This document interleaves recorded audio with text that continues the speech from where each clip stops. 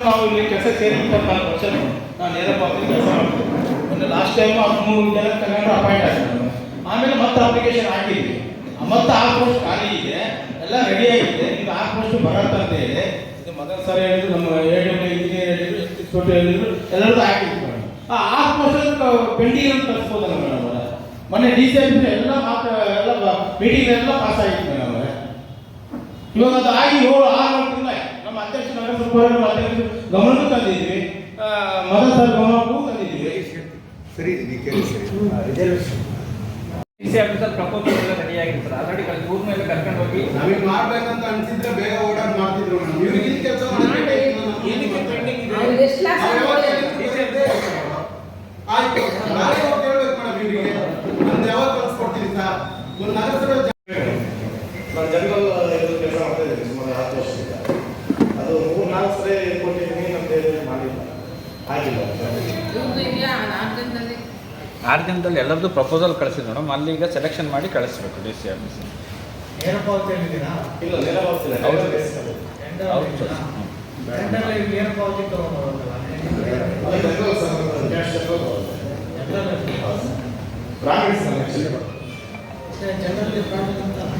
ಅದೇ ಜನರಲ್ ನಮಗೆ ಏನು ಇದಿಷ್ಟು ಬರ್ತದೆ SC ಮತ್ತು ST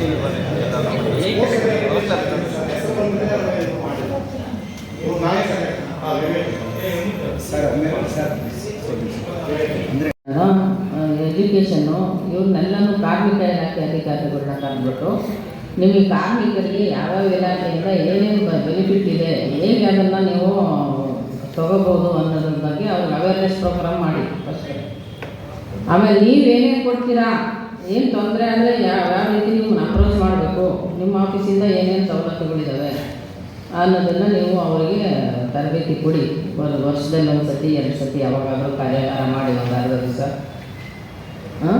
ಯಾವಾಗಾದ್ರೂ ಮಾಡಿದ್ರಾ? ESI PF ಆಫೀಸರ್ಸ್ ಕರೆದು ಅವಾಗ ಅವ್ರಿಗೆ ಮಾಹಿತಿ ಸಿಗುತ್ತೆ. ಈಗ ಈಗ ಹತ್ರನೇ ಕೊಡ್ತೀರಾ? ಅದಲ್ಲ, ರೆಡ್ ಕಲರ್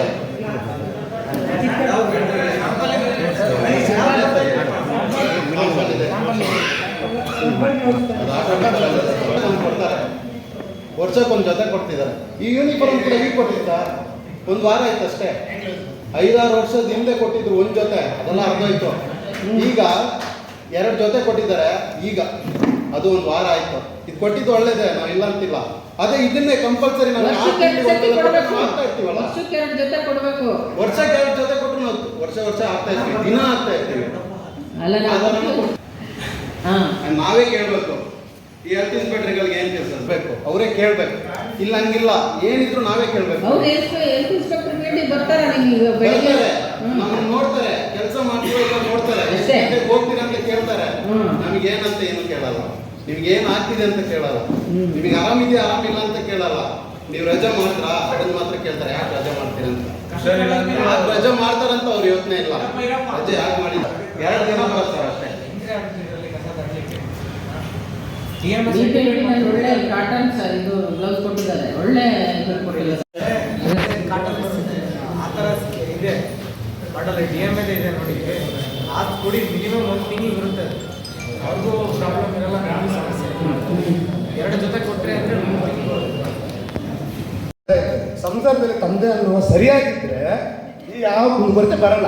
ನಿಮಗೆ ಅರ್ಥ ಆಗಿರ್ಬೋದು.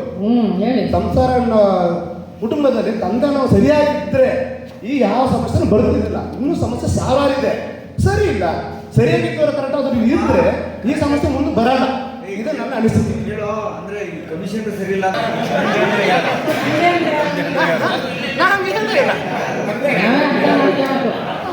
ಸ್ವಾಗತವನ್ನ ಕೊಡ್ತೇವೆ. ಅದೇ ರೀತಿ ಅವರಿಗೆ ಆಗಬೇಕಾದಂತ ಹಕ್ಕನ್ನು ಅವರು ಕೇಳಿದ್ದಾರೆ. ಅದರಲ್ಲಿ ಯಾವುದೇ ರೀತಿಯ ಒಂದು ಮುಜುಗರ ಇದೆ, ಎಲ್ಲರೂ ಕೇಳಿದ್ದಾರೆ.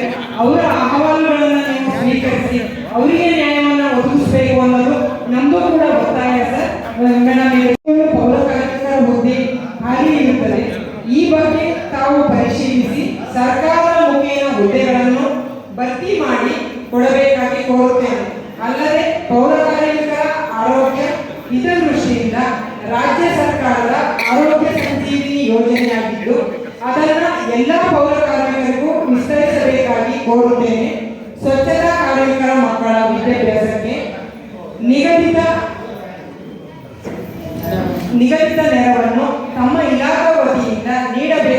ಕೋರುತ್ತೇನೆ.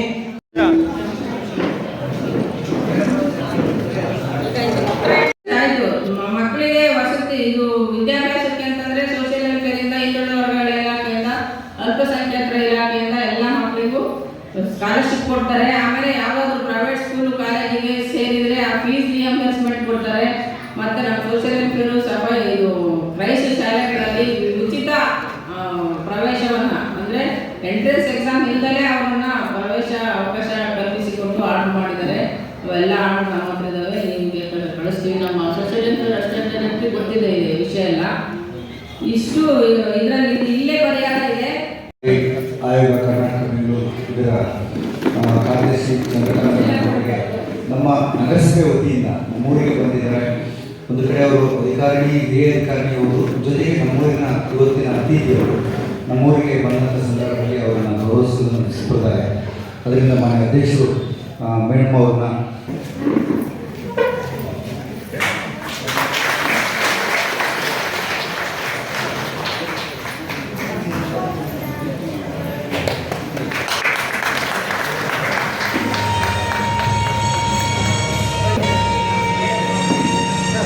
ಸರ್